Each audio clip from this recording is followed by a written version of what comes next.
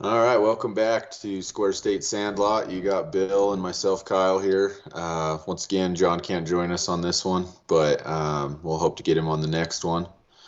Uh, Before we get going on any current events, I definitely want to dive into this for any of our listeners that have been paying attention. Bill got to go spend a pretty fun, I guess, outing as far as being a Raiders fan. So catch us up, Bill. Tell us about it. Yeah, so we spent the weekend in Vegas and went there on Saturday morning. So we got there in time for the ribbon cutting ceremony for the opening of Allegiant Stadium.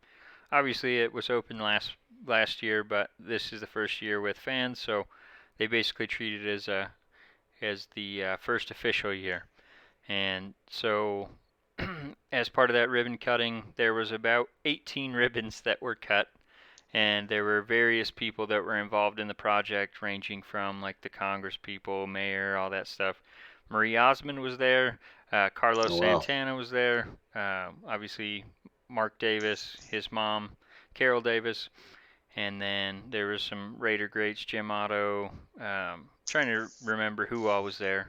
Probably missing a couple, but they all cut the ribbon, and then once they cut it, they started playing the Autumn Wind and started letting the fans filter into the stadium.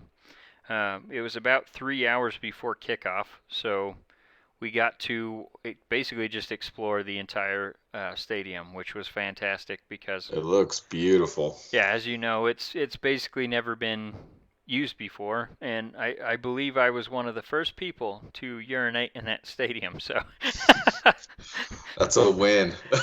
because I was holding it the whole time during the ceremony, and then we got in there, and that was like one of the first things I did. So, boom. Got to mark your territory. That Yep. works. So yeah, no, it was just a really cool thing. We basically explored the entire first floor, checked out all the vendors there, um, got a little bit of alcohol in us, and then went up to the second floor. Basically took pictures of everything that we could see. Didn't make it up to the third floor because by the time we had done that, we were getting pretty hungry, and so we ate before the game started. But um, yeah, overwhelmingly fantastic experience. I would definitely recommend anyone that, even if you're not a Raiders fan, just go check out that stadium. There's a lot of obviously I uploaded a bunch of pictures to my personal page, but I also uploaded some of the pictures to the Sandlot page. So obviously some people have probably already seen those, but there's a lot of pictures on there that were of like the construction project. There's like a whole wall dedicated to that. There's a whole wall dedicated to Hill Air or not Hill, Nellis Air Force Base that's right there in North Las Vegas.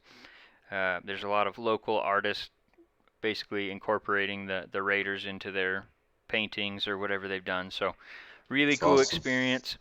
Like I said, I would definitely recommend. And then obviously the Raiders played a game after all that stuff, so we got to watch them play. We got to watch them win 20-7. Obviously, this preseason doesn't Yeah. mean anything, and it was a Nathan Peterman show the entire time. So nothing to get too pumped up about. I was hoping to see a couple offensive starters, but I think outside of Leatherwood and Andre James, the center and the right tackle, no offensive starters played. Um, and then on the defensive side, there was quite a few contributors that played. I think Merrick, he's the safety we drafted. I think he's going to be a starter, and he ended up playing the first few series. So did Jonathan Abram. So got to see that tandem Nice. working together. And then there was quite a few, like Nate Hobbs. He's probably going to be our starting cornerback or nickel cornerback. He played quite a bit. Off the defensive line, we had Clee, Farrell. He started. Um, I don't know. Defense, we saw quite a bit of contributors, so that was a lot better to see, and that's probably why they just ate Geno Smith alive. Yeah. But It's definitely a stadium that I want to go check out. I mean, I got to make a trip out there at some point. yeah, well, My dad actually got offered some tickets from his friend that has season tickets to the Dolphins game, so we might go Oh, check that nice. one out. We'll see. But Yeah, I mean, it'd be probably a whole nother experience being there for a regular season game. yeah, and the Dolphins are a team that beat us last year on a last second play. Yeah, Probably should have beat them, so it'll be, and they're obviously a good team, so I think that's get some revenge. probably one we might go see. So we'll see. But yeah, I mean, obviously preseason, you don't want to get too pumped about it, but Yeah, but it's bigger than a season. I mean, I was super excited for you just because, I mean, to be there basically, like you said, the official opening day, basically. yep. Um, that's pretty special. I'm sure it was really cool. I'm sure it was a cool environment. A lot Oh of yeah. fans just Yeah, it living it was. up. I mean, that's the first time I've been to a pro sports game since I don't even know, probably like 5 years, other than spring training. So, um, yeah, it was weird to be around, 60. Well, I think it was 52,000 people or something like that. So Yeah. it was just crazy, fun to be part of that excitement. And then little halftime show action was Carlos Santana, which is one of my favorite artists. So very Yeah, nice. that's pretty special.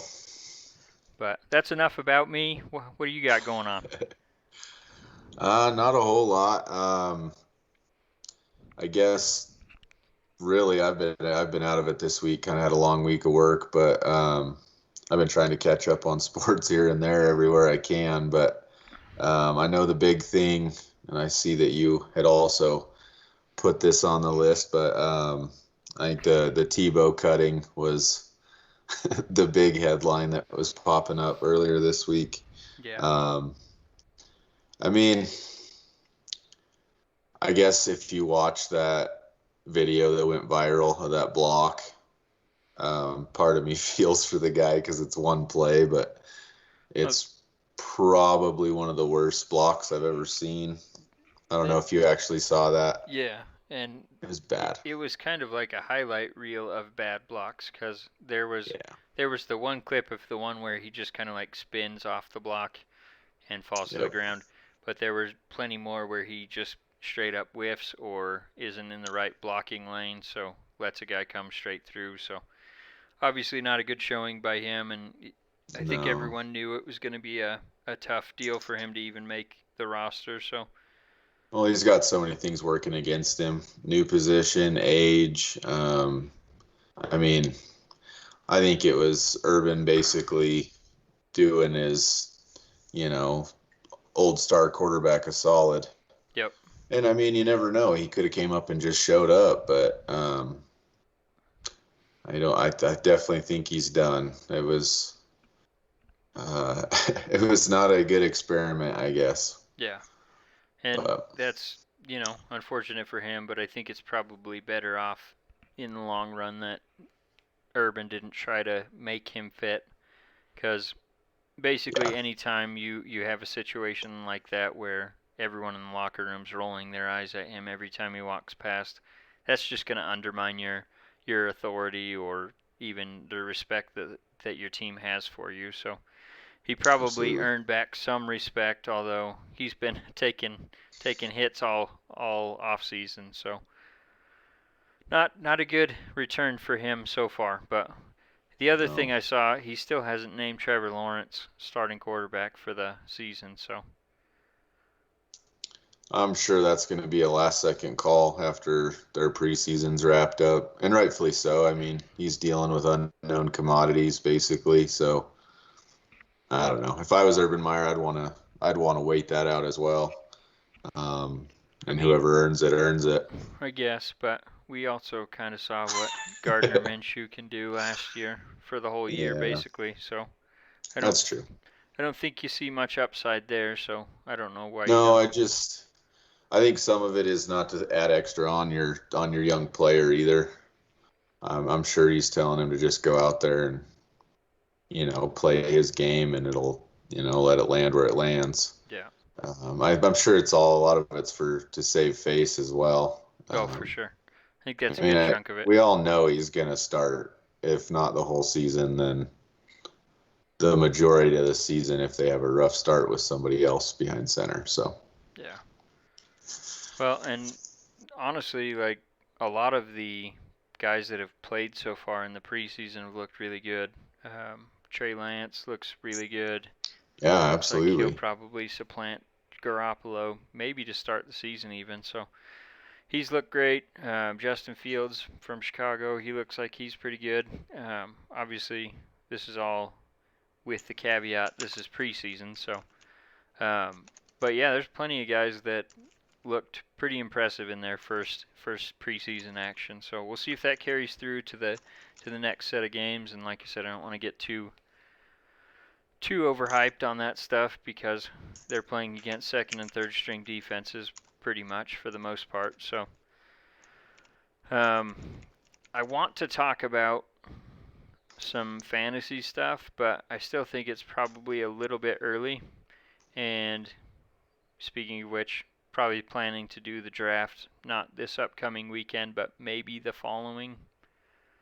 So we'll Okay. have to put out some I feelers can and get see. into that.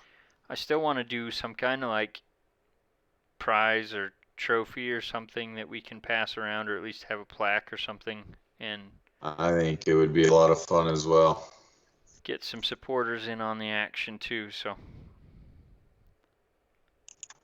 but a question I had for you is obviously we still don't know what's going on with Deshaun Watson's legal situation, but I heard some Right. rumblings that the Texans have basically stopped listening to offers because they're realizing that they're not going to get any that satisfy what they want for him.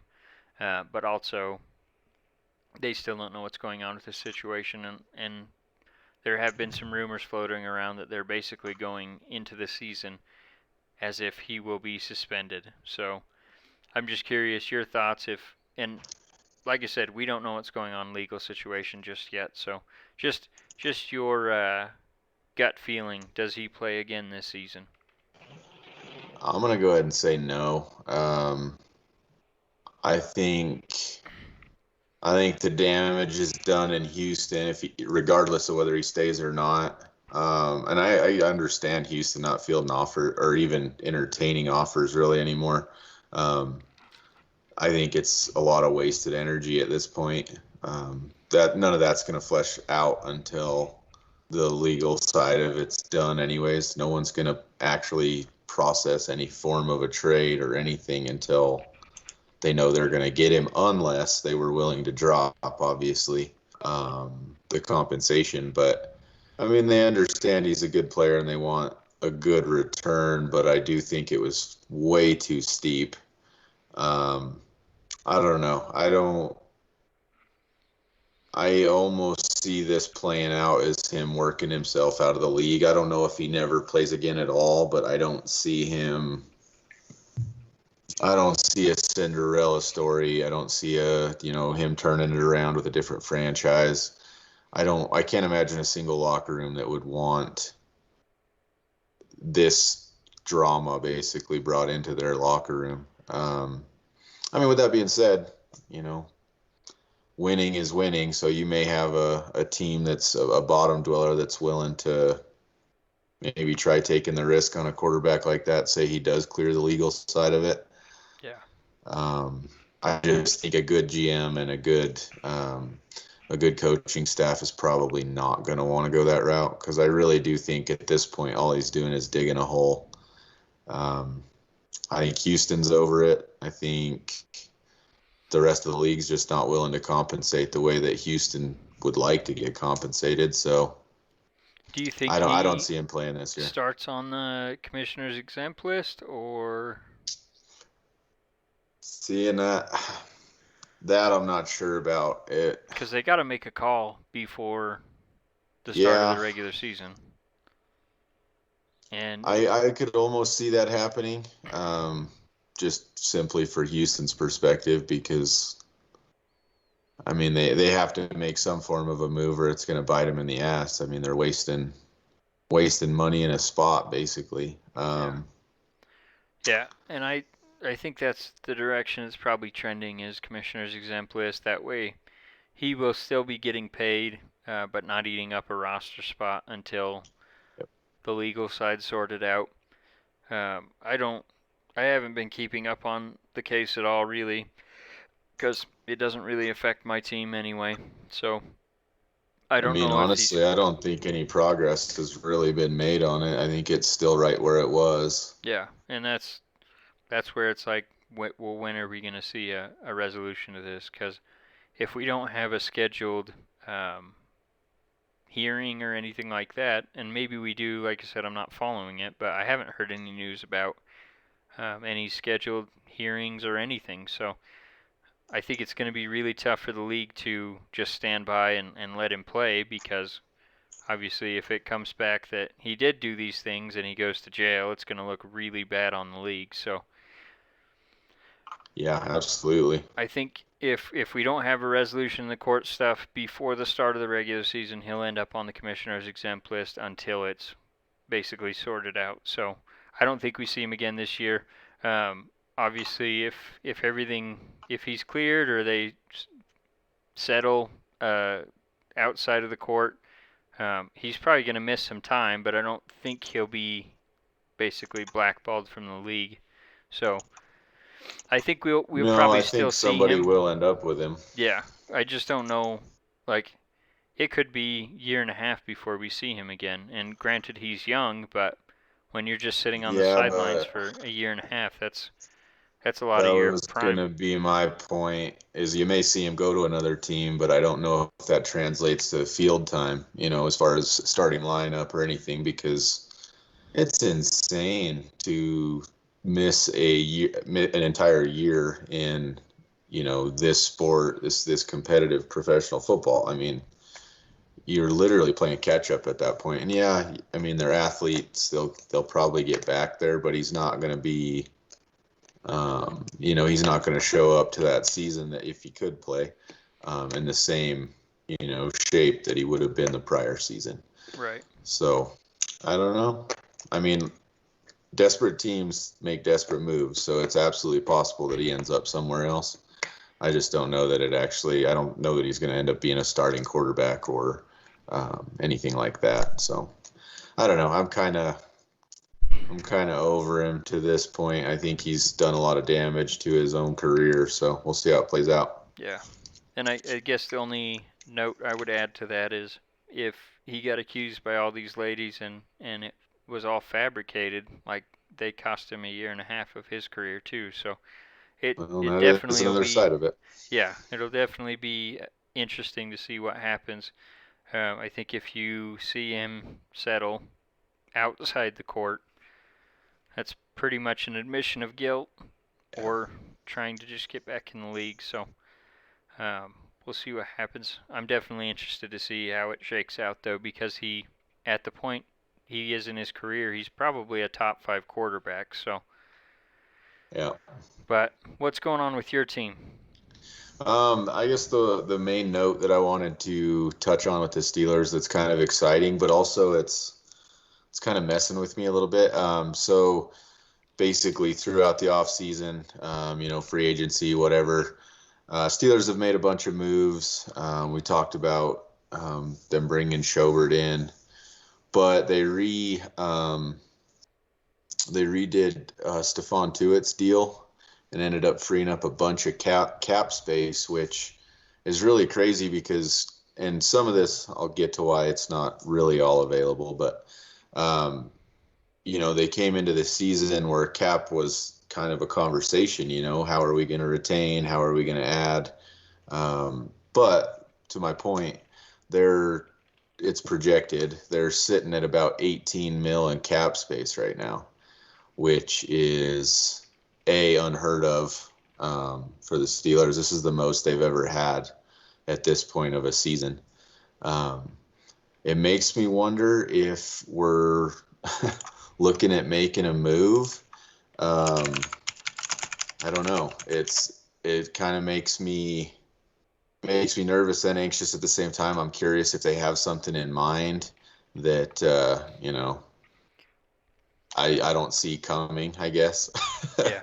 But Kevin Colbert I mean, he's already held in such high esteem across the league for moves that he makes and the way that he manages. But I don't know. I think he's got something up his sleeve. I really do. I think I'm waiting to see where it lands. I guess I don't know if we have a move incoming. I just can't imagine us leaving 18 mil. But with that point, some of that's going to get eaten up with the TJ Watt contract because they want one done before the start of the season. Yeah. So I could mean be that's what going to they're eat up freeing some of it. But even with that deal done, I feel like it looks like we're going to have a substantial amount of money sitting. So I still see us picking up at least one more, either free agent or making a move on somebody. Yeah. Either way, I'm super pumped with even the moves they have made. Bringing in Schobert was huge because our most glaring weakness on our defense was Spillane. And nothing against him. He just, he wasn't up to, say, the Devin Bush, who he's next to, up to that standard.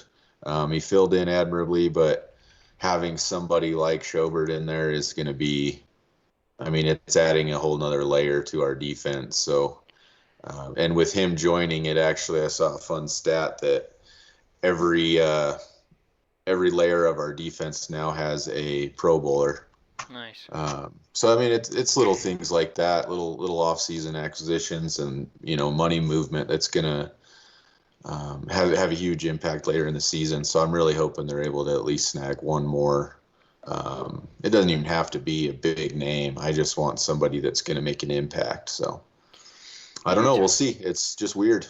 You talking about linebackers made me think of Shazier. What's going on with him? Yeah.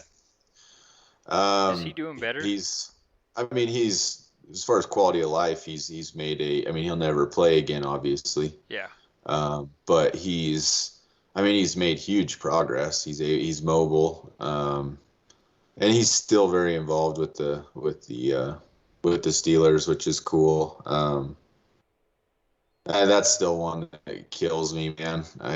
He was such a fun, dynamic player, and I mean, obviously, just focusing on the football side of it, him and Devin Bush together in the middle would have been something special. I really wish we could have seen that. Yeah.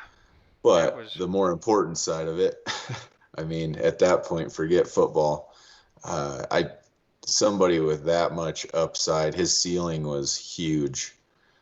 He was definitely a special player, and it still hits home seeing somebody. I mean, you see a replay of that, and it's terrible. Yep. But he has made progress, so I mean, there's some silver lining there, and I'm absolutely, thrilled for him that he's continuing to make progress. But let's take a quick break, and then when we come back, we'll talk about another injury that was pretty horrific. So we'll be right back with you guys. Yeah.